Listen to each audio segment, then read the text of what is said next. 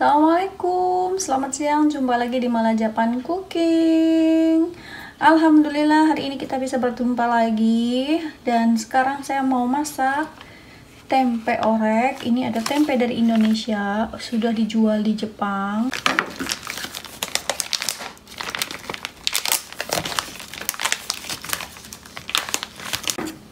Langsung aja kita potong kecil-kecil atau sesuai selera.